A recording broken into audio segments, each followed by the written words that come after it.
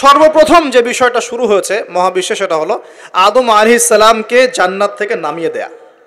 ঠিক আছে, ইতিহাস শুরু হচ্ছে কোথা থেকে?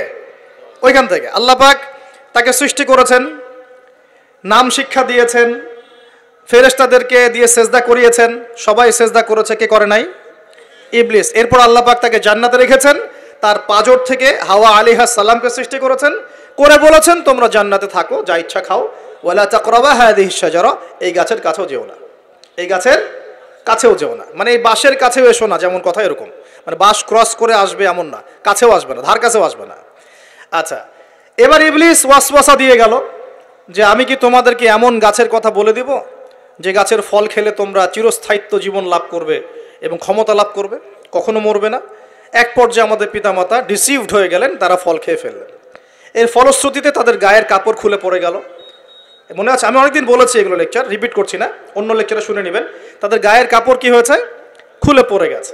আমাদের পিতামাতাকে কে নগ্ন করে দিল? ইবলিস। এরপর আল্লাহ পাক তওবা কবুল করলেন, তারা বললেন রব্বানা যালামনা আনফুসানা ওয়া তারহামনা লানাকুনান্না মিনাল খাসিরিন। আল্লাহ পাক মাফ করে জান্নাত থেকে সবাইকে দুনিয়ায় নামিয়ে দিলেন। তাহলে মানুষকে সৃষ্টি করেছেন কে? অন্য কোন প্রাণী থেকে সৃষ্টি করেছেন না সরাসরি? হ্যাঁ, সরাসরি। আর আমরা কি পৃথিবীর বাসিন্দা না জান্নাত থেকে আসছি? আচ্ছা, এতটুকু তো ক্লিয়ার। আল্লাহ পাক নামিয়ে দিলেন পৃথিবীতে, দিয়ে বললেন যে ফামান কুল নাহবিতু মিনহা জামিআ, তোমরা সবাই নেমে যাও, ফাইম্মা ইয়াতিয়ান্নাকুম মিন্নি হুদান, পৃথিবীতে তোমাদের কাছে আমার পক্ষ থেকে হেদায়েত আসবে, আসমানি কিতাব আসবে, নবী রাসূল আসবেন। ফামান তাবিআ হুদায়া, যারা হেদায়েত মেনে চলবে, ফালা খাউফুন আলাইহিম ওয়ালা হুম ইয়াহজানুন, তাদের কোনো ভয় নাই, কোনো টেনশন নাই। আর ওয়াল্লাযীনা কাফারু ওয়া কাযযাবু বিআয়াতিনা, যারা দুনিয়াতে আমার আয়াতগুলোকে মিথ্যা প্রতিপন্ন করবে, অস্বীকার করবে, কুফরি করবে, ফাউলাইকা আসহাবুন নার, এরা হবে জাহান্নামের অধিবাসী, হুম ফিহা খালিদুন, তারা সেখানে চিরস্থায়ী হবে। কার সাথে? ইবলিসের সাথে। ইবলিস তো জাহান্নামে যাচ্ছেই। আর ইবলিস চ্যালেঞ্জ করেছে যে আমি আদম সন্তানের সরল পথে ওত পেতে বসে থাকবো, আর ওর ডান দিক থেকে আসবো, বাম দিক থেকে আসবো, সামন থেকে আসবো, পিছন থেকে আসবো, ওয়ালা তাজিদু আকসারাহুম শাকিরিন, আল্লাহ বেশিরভাগ আদম সন্তানকে আপনি শুকরগুজার পাবেন না। ওর চ্যালেঞ্জও করে ফেলছে, আমরাও পৃথিবীতে চলে আসলাম। এই যে পৃথিবীতে নেমে আসলাম, আগে জান্নাতে ছিলাম, এটা পরীক্ষা না? তাহলে এই দুনিয়ার জীবনটা পরীক্ষা না? এই দুনিয়ার জীবনের সময় কারো জানা আছে? এটা কারাগারের জীবন না? আর কারাগারের জীবনে কি কেউ নিজের মন গড়া পদ্ধতিতে চলতে পারবে? কারাগারে কেউ নিজের মনের মতো চলতে পারে না? একটা রুটিন থাকে, তার বাইরে যেতে পারে না। কোনটা? তো এই দুনিয়ার জীবনকে নবীজি বলেন নাই যে দুনিয়া সিজনুল লিল মুমিন, দুনিয়া হচ্ছে মুমিনদের জন্য জেলখানা, কারাগার, ওয়াল জান্নাতুল লিল কাফির, কাফিরদের জন্য কি? জান্নাত। তাহলে এখন দেখেন তো যে কারাগারে বসে যে আমরা বেনামাজি বসে আছি, কারাগারের জীবনে বসে আমরা যে সুদ খাচ্ছি, কারাগারের জীবনে বসেই জেনা করতেছে, কারাগারের জীবনে বসেই যে অশ্লীলতা, ফাহেসা, ব্লু ফিল্মস এগুলো দেখতেছে, কারাগারের জীবনে বসে মাদক খাচ্ছে, কারাগারের জীবনে বসে, যে কারাগারের মালিক আল্লাহ, সেখানে বসেই আল্লাহ দ্রোহিতা করতেছে, করে না? তা কাজটা কি ঠিক হচ্ছে? আল্লাহ পাক আমাদেরকে দুনিয়ার জীবনের মর্ম বোঝার তৌফিক দান করুন। আচ্ছা, এবার আসেন এই জীবনটা কেন? লিয়াবলুয়াকুম আইয়ুকুম আহসানু আমালা।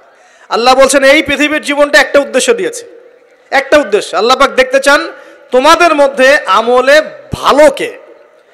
আল্লাহ পাক দেখতে চান না আমাদের মধ্যে গতানুগতিক আমলে কে, এভারেজ মুসলিম। আল্লাহ এভারেজ দেখতে চান না, আল্লাহ দেখতে চান লিয়াবলুয়াকুম আইয়ুকুম আহসানু আমালা।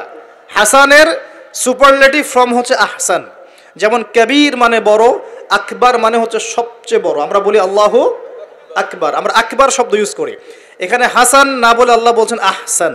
আল্লাহ দেখতে চান আমলে আমাদের মধ্যে শ্রেষ্ঠটাকে, মানে কে গতানুগতিক মুসলিম, এটা আল্লাহ দেখতে চান না। আল্লাহ দেখতে চান আমাদের মধ্যে বেটারকে, বেস্টকে। কথা বুঝতে পারছেন না মনে হয়? আচ্ছা, এখন বেস্ট হতে হলে কি করতে হবে? গতানুগতিক চললেই হবে না, একটু বেশি এফোর্ট দেওয়া লাগবে।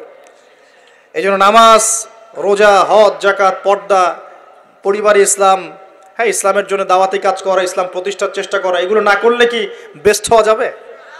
বেস্ট হওয়া যাবে? খালি জুমায় নামাজ পড়লে, ঈদে নামাজ পড়লে, তারাবি নামাজ পড়লে হবে? কোরআন তেলাওয়াত না শিখলে হবে? আল্লাহ পাক আমাদের কোরআন বোঝার তৌফিক দান করুন।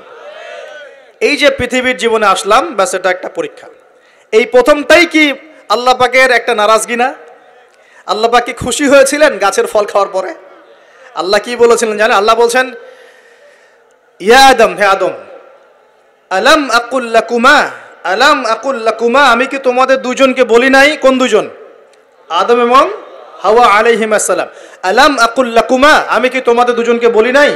ইন্না শাইতানা লাকুমা আদু মুবিন। আল্লাহ পাক রাগ হয়েছেন, কিন্তু একটা হাদিসেই আছে আল্লাহ পাকের রহমত তার ক্রোধের উপরে বিজয় লাভ করেছে। আলহামদুলিল্লাহ, আল্লাহ পাকের রহমত কি হয়েছে?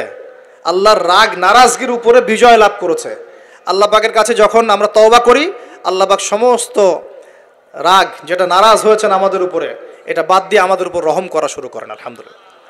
তো যখন আদম আলাইহিস সালাম ক্ষমা চাইলেন, রব্বানা যালামনা আনফুসানা ওয়া ইল্লাম তাগফির লানা ওয়া তারহামনা লানাকুনান্না মিনাল খাসিরিন, বলি আমিন, তখন আল্লাহ পাক সবাইকে মাফ করে দিয়েছেন।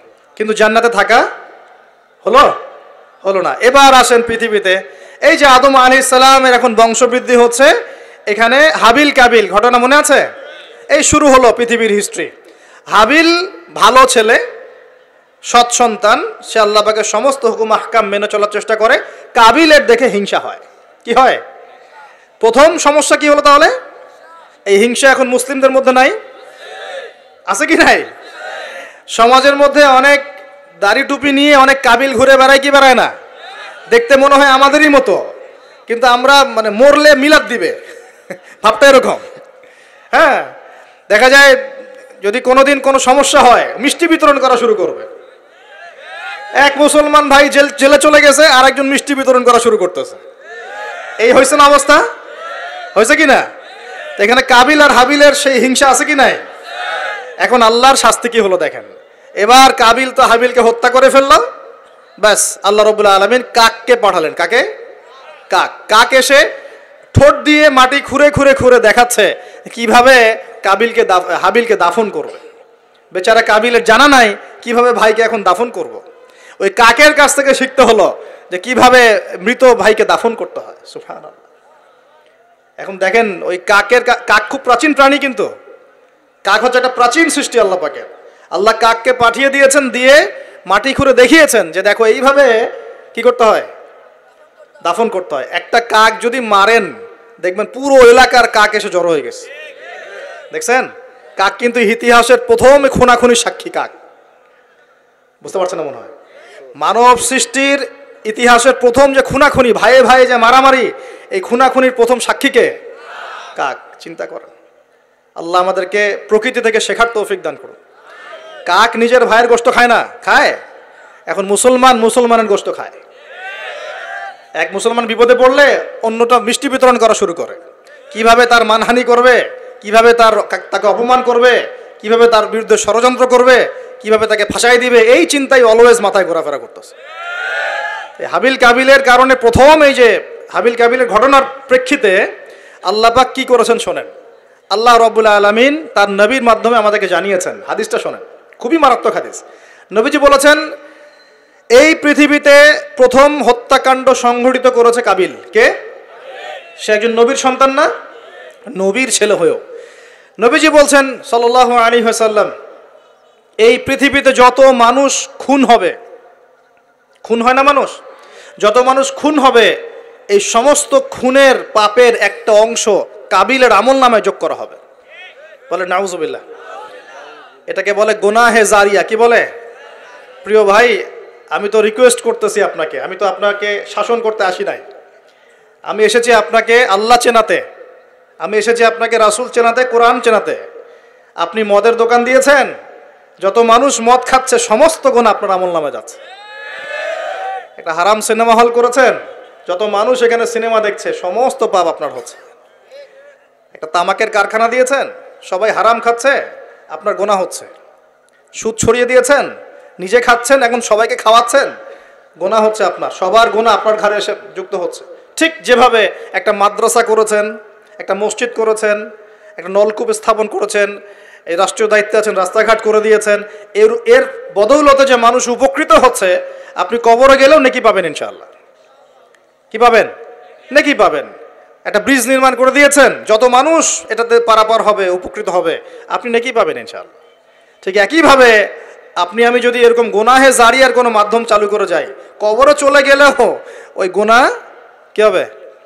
অটোমেটিক আসতে থাকবে। আল্লাহ আমাদেরকে বোঝার তৌফিক দান করুন। তো এবার পৃথিবীর ইতিহাসের প্রথম এই ঘটনা হলো। এরপরে কি হয়েছে? এরপরে যে আল্লাহ পাকের শাস্তিটা নেমে আসলো। কাবিল কিন্তু জাহান্নামে যাচ্ছে। কেন? ভাইকে হত্যা করার কারণে। আল্লাহ পাকের কাছে সবচেয়ে মারাত্মক পাপ হচ্ছে মানুষকে হত্যা করা। শিরকের পর, কুফুরির পর মারাত্মক পাপ হচ্ছে মানুষকে হত্যা করা। আল্লাহ রাব্বুল আলামিন তার নবীর মাধ্যমে জানিয়েছেন, একজন ব্যক্তি যদি লা ইলাহা ইল্লাল্লাহ বলতে পারে, এই একজন মুসলিম যে লা ইলাহা ইল্লাল্লাহ বলে, সে বেঁচে থাকা পর্যন্ত আল্লাহ পাক কিয়ামত দিবে না ইনশাআল্লাহ। একজন মুসলমানের কত দাম চিন্তা করেন, কত দাম! আল্লাহু আকবার। তো এখানে একজন মুসলিমকে হত্যা করলো কে? কাবিলের আমল নামায় সব পাপ যেটা থাকলো, তার মানে আল্লাহর আযাব আসার প্রথম কারণ কি হলো? হিংসা। কি কারণ? অতএব হিংসা করতে থাকলে আল্লাহর শাস্তি কি হবে? আসবে। আরেকটা কারণ ছিল, আগে শয়তানের অনুসরণ করেছিলেন বলে আমাদের পিতাকে নামিয়ে দেওয়া হয়েছে। নামিয়ে দেওয়া হয়নি? শয়তান ওয়াসওয়াসা দিয়েছে, গাছের কাছে চলে গিয়েছেন, ফল খেয়ে ফেলেছেন, এই পরীক্ষায় আমরা এখন পড়ে গেছি। এতে কিন্তু তার কোনো দোষ নাই। কারণ কি? এটা ছিল তাকদীরের লিখন। এটা কি ছিল? তাকদীর আগে থেকে লেখা ছিল যে আল্লাহ পাক পৃথিবী সৃষ্টি করবেন এবং এখানে মানুষকে পাঠাবেন। এটা আল্লাহ পাকের আগেই পরিকল্পনা ছিল। এটা ছিল একটা পরীক্ষা, এই দুনিয়ার জীবনটা পরীক্ষা। এরপর আরো সামনে যান, এবার আসেন নূহ আলাইহিস সালাম। নাম মনে আছে? 950 বছর তার কওমকে দাওয়াত দিয়েছেন। কত বছর ভাই? একটু চিন্তা করেন তো, চোখ বন্ধ করে। 950 বছর কতদিন হতে পারে?